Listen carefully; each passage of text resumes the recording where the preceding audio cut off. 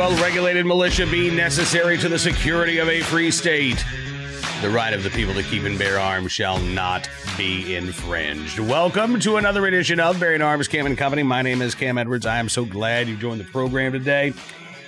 You know, it's never too early to talk about gun control in the elections, is it? I don't think so.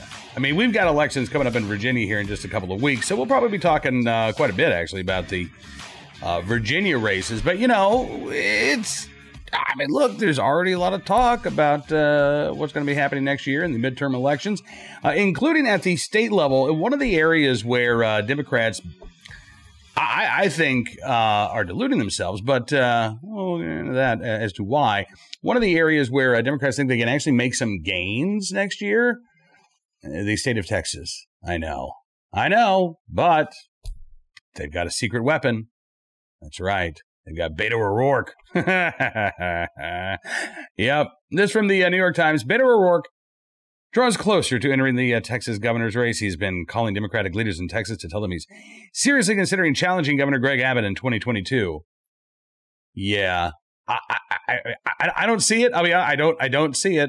Beto ran for the Senate in 2018 against Ted Cruz. This was a statewide election, just like the race for governor would be a statewide election. And Beto O'Rourke came up 3 points shy of defeating Ted Cruz. I mean, look, it was relatively close, 51-48. So I can understand why Beto might want to give it another go here in Texas, this time challenging Greg Abbott. I just don't see it being a successful challenge here. David Wysong, longtime advisor to Robert Francis Beto O'Rourke, cautioning that, quote, no decision's been made on a run for governor. New York Times notes that no Democrat's been elected governor of Texas since Ann Richards in 1990, and no prominent Democrat has emerged to take on Mr. Abbott next year. Greg Abbott's looking at a war chest of $55 million, and the Times says he has appeared more concerned with insulating himself from challengers on his right in a Republican primary than worrying about the general election. However, there are a couple of issues that I think have Democrats, I don't want to say confident, but intrigued about the possibility of winning the gubernatorial race in Texas next year. One of them is the abortion law that was signed by Governor Greg Abbott, a law that apparently will be challenged in court now because an attorney in Arkansas has filed a lawsuit against the Texas abortion doctor who wrote an op-ed saying, hey, I've performed an abortion since the new law went into effect. That law has, I think, energized a lot of Democrats, as has the constitutional carry law. I think the abortion law is going to have more of an impact on the Democratic race than constitutional carry. But, you know, obviously, look, Beto O'Rourke, I mean, he's Mr. Gun Control, right? As the New York Times pointed out during his failed presidential run, Mr. O'Rourke took positions including a hard line on confiscating quote-unquote assault weapons that could make him vulnerable in any new campaign in Texas. Hell yes, we're going to take your AR-15, your AK-47, Mr. O'Rourke said during a Democratic debate in Houston in 2019, referring to, quote, military-style rifles that have been used in mass shootings. David Carney, campaign advisor to Greg Abbott, longtime Republican political consultant, says O'Rourke's been planning to run since he got crushed in his presidential flop. He is a target-rich environment with positions way out of the mainstream. And I agree with that. But according to polling in Texas, constitutional carry is not all that popular right now either. About 50% of voters in a new Dallas Morning News, University of Texas Tyler poll shows that they're opposed to constitutional carry. I think that number is going to fade, by the way. I really do, as time goes on, because the media and Democratic politicians did their best to scare the bejeebers out of Texans regarding constitutional carry. I remember when we spoke the day that constitutional carry took effect with Mike Cargill from Central Texas Gunworks. I mean, he laughed. He was like, oh, yeah, the fear-mongering has been outrageous. And here we are, 3 weeks in to constitutional carry. The sky has not fallen in the state of Texas. It has not turned into anarchy. It has not turned into some sort of dystopian future. As gun owners said, you know, look, it's going to just be another day. Most people aren't even going to notice the difference, and that has been the case. So I do suspect that constitutional carry is going to fade as an issue for Democrats, particularly if they run a guy like Beto O'Rourke, because if the choice is between, look, we believe that legal gun owners should be able to lawfully carry their firearm without a government permission slip, and look, we believe that the government should start confiscating legally owned firearms. I've got to think that in Texas, voters are going to err on the side of too much freedom, right? If the choice is, well, I don't know, that's a little too much freedom for me, and I don't know about that gun confiscation. That seems like a lot of lack of freedom. I think that Texans are going to go with more freedom rather than less. I think they're going to go with full recognition of the right to keep and bear arms rather than wholesale gun confiscations. But I got to tell you, gun owners should not get too cocky about this, because a new poll, that Dallas Morning News poll that I referenced, shows Beto O'Rourke trailing Governor Abbott in a hypothetical head-to-head by 5 points. So he doesn't even get as close as he got against Ted Cruz. But there's another candidate out there who, according to the Dallas Morning News, is in fact leading in a head-to-head poll against Greg Abbott. Matthew McConaughey. Yep. And he would be not all right for gun owners in Texas. According to the Houston Chronicle, most recent poll from the Dallas Morning News, University of Texas at Tyler, a still undecided Matthew McConaughey polling better against Governor Greg Abbott than O'Rourke. McConaughey gets 44% of respondents over Abbott, compared to 35% who say that they would vote for Abbott. So that's an 11-point lead. Now, look, Matthew McConaughey is not a declared candidate. Matthew McConaughey is a celebrity. So there might be a lot of people who say, yeah, I loved him in Dazed and Confused, or Dazed and Confused is my favorite Matthew McConaughey movie. Anyway, I think if Matthew McConaughey actually decided, hey, you know what, I'm throwing my hat in the ring, all of a sudden, now he's being treated like a candidate as opposed to being treated like a celebrity who is perhaps flirting with a political career. And I think the coverage of Matthew McConaughey would become a lot different. I think that Republicans would start reminding gun owners of Matthew McConaughey's position. This is Matthew McConaughey 3 years ago, 2018. Matthew McConaughey says both sides have, quote, got to talk about gun violence. But you see the picture there, Matthew McConaughey, where he's standing. He's standing at a March for Our Lives rally in Austin, Texas, where he touted his support for all kinds of gun control legislation. He continued talking about his support for certain gun control laws. In this interview, he says, I got a lot of friends who are gun owners. Got a lot of friends who are NRA. I grew up hunting. We had responsible gun ownership, but I was taught the right way to respect that tool. At the same time, he says their petition that they were speaking about, meaning the March for Our Lives folks, is a very good one. And I also fear that their campaign, they've got to watch that they don't get hijacked, meaning a lot of the crowd was for no guns at all. That was not the March for Life. March for Our Lives was for rightful, just, responsible gun ownership, but against assault rifles, against unlimited magazines, and for following up on the regulations. Actually, that's not what March for Our Lives is for. I mean, yeah, they are for banning modern sporting rifles, the most commonly sold rifle in America today. They are for banning, quote unquote, large capacity magazines, whatever you want to define that as. Some gun control advocates would define large capacity magazines as, say, anything over 20 rounds. Some might say, no, it's anything over 15 rounds. Some might say, no, it's anything over 10 rounds. Others would say, no, it's anything over 7 rounds. Because we've got magazine bans in various states around the country, and that's how they define, quote unquote, large capacity magazines. But they go beyond simply wanting to ban the possession of some of the most commonly owned arms in America today. As bad as that is, that's still not enough for them. Because March for Our Lives actually wants to decrease the number of gun owners in this country. They want to impose regulations that will lead to some Americans being having their rights taken away from them, or at least being disincentivized and perhaps even disenfranchised from exercising their rights. We have too many guns in this country. That's according to March for Our Lives. And we need to have fewer gun owners. We need to have fewer firearms in this country. So when Matthew McConaughey says, well, some of these people, I think they just wanted to hijack that rally because they're just not in favor of any guns. Yeah, I don't think March for Our Lives is actually in favor of any guns either. At least according to their stated goals, they, again, want to see a massive reduction in the number of guns in this country. Remember, right now, we've got 100 million gun owners, About 400 million privately owned firearms. We've got the constitutional right to keep and bear them. And March for Our Lives doesn't like any of those things. They don't like the number of gun owners. They don't like the number of guns. They certainly don't like the fact that we have a right to keep and bear them. Now, is Matthew McConaughey Beto O'Rourke? Well, I mean, he didn't say, hell yes, we're coming for your guns. But he did say he thinks they should be illegal. And if he wants regulations enforced, how would he enforce the gun ban that he wants? Again, I think the gun owners in Texas should be looking at McConaughey seriously. I don't know if he's going to decide to get into the race or not. I mean, he might just be enjoying the attention. And it's unclear, according to the press in Texas, whether McConaughey would run as a Democrat or as a Republican, or maybe even as an independent. I suspect that if McConaughey gets in, he's going to get in as a Democrat.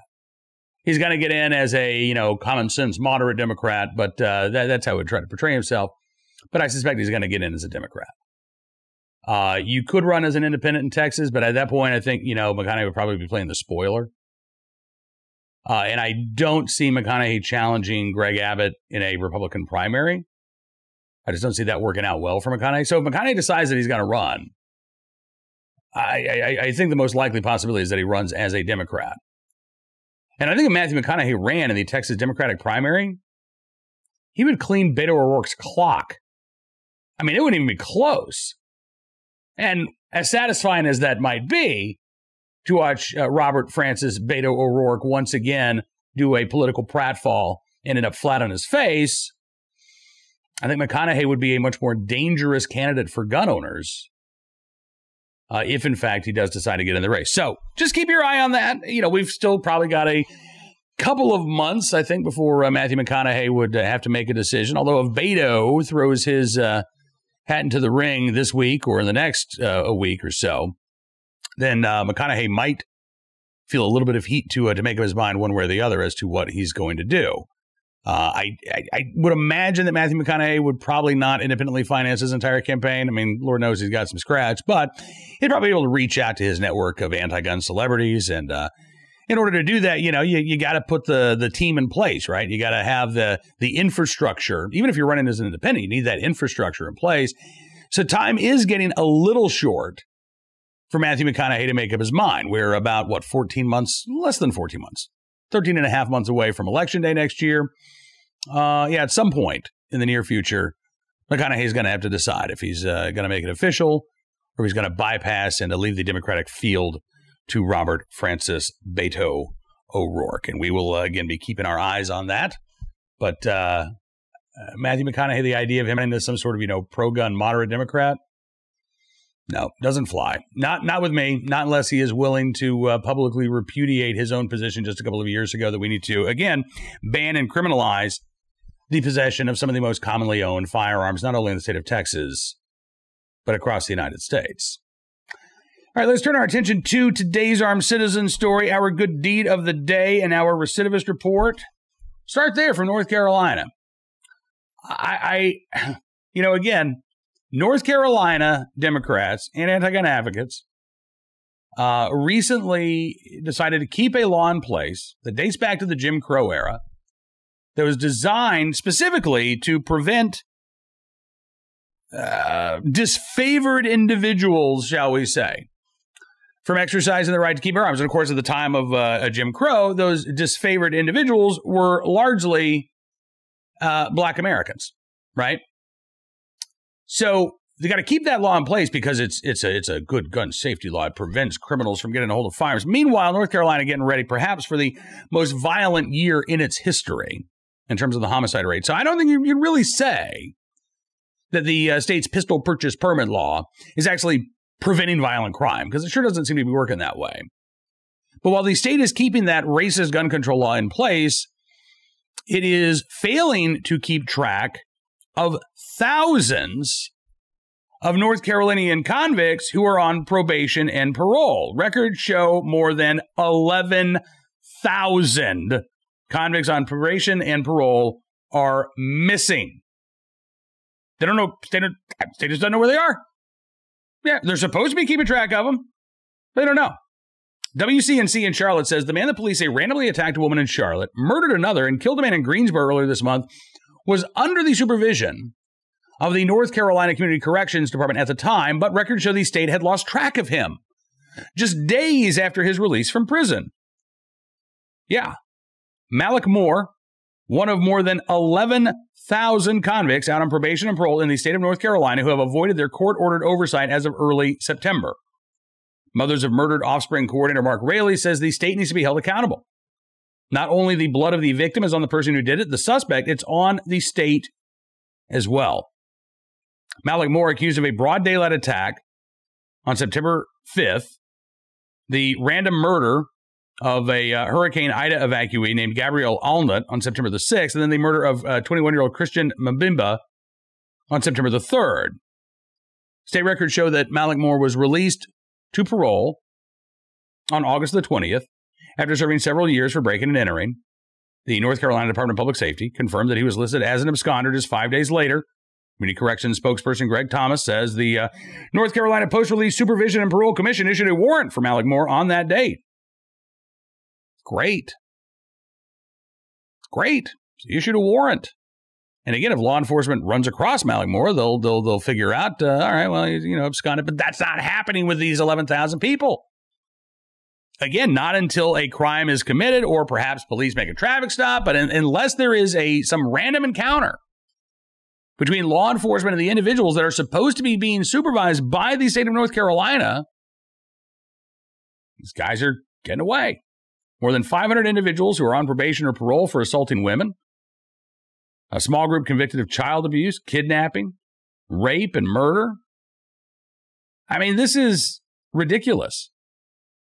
And again, the state of North Carolina, the Democrats, a Democrat like Roy Cooper, there in the governor's mansion, the Democrats in the state legislature, and anti-gun activists doing everything they can to try to put more red tape and barriers between law-abiding citizens and their constitutional rights, while they are failing in their duty to keep track of violent felons who have been released on parole.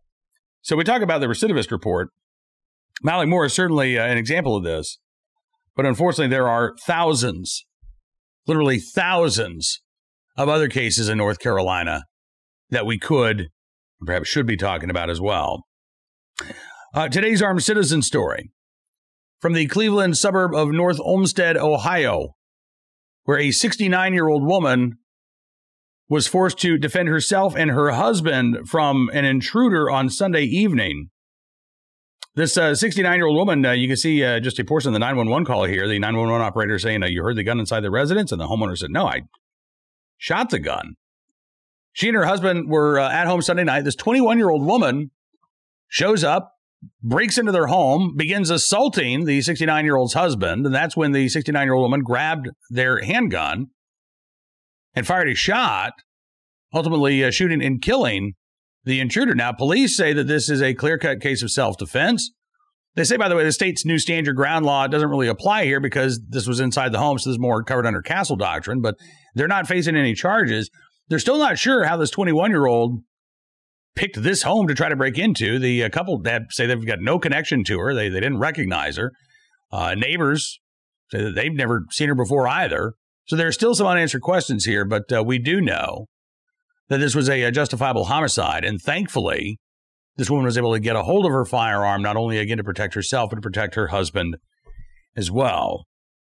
Finally today, our good deed of the day from Alton, Iowa, where a good Samaritan in the right place at the right time, willing and able to do the right thing to save a woman from a severe car crash. I mean, you can see the front end of that vehicle. This was last Thursday night, about 5:20 in the afternoon. There was a guy driving a semi that was pulling a cattle trailer. He slowed down to make a turn when 37-year-old Kayleen Stallman hit the trailer from behind. Stallman's minivan then caught fire, with her trapped inside. A passerby saw what was going on, pulled over himself, got out of his car, ran over, was able to free her from that burning minivan. She was taken to a local hospital and ultimately flown to a hospital in Sioux City for further treatment. Sheriff's office cited Stallman for following too close, as well as operating a motor vehicle with a suspended driver's license. But again, that motorist saving her life after that crash. So, yeah, I wish we knew the name of that Good Samaritan, but I guess he just wanted to keep going and get on his way. So whoever you are, anonymous stranger, we thank you very much for your good deed. That is going to do it for this edition of Bearing Arms Cam & Company. We thank you for being a part of the program as always. We will be back with you tomorrow with more of the latest Second Amendment news and information from all across the nation. But you can also check out bearingarms.com throughout the day and get caught up on all of your favorite Second Amendment stories. If you like what you see, make sure you become a subscriber to Bearing Arms. Just go to bearingarms.com/subscribe. You can use the promo code GUNS. You can get 25% off of your VIP membership. In return, you're going to get exclusive analysis, commentary, and more. We've got a story about the mayor of Cleveland, Ohio, and the sad end to his troubled grandson's life, as well as the allegations that the mayor tried to cover up some of his grandson's crimes. That'll be a VIP piece today on bearingarms.com. And again, we'll see you back here tomorrow. Until then, be well, be safe, and be free.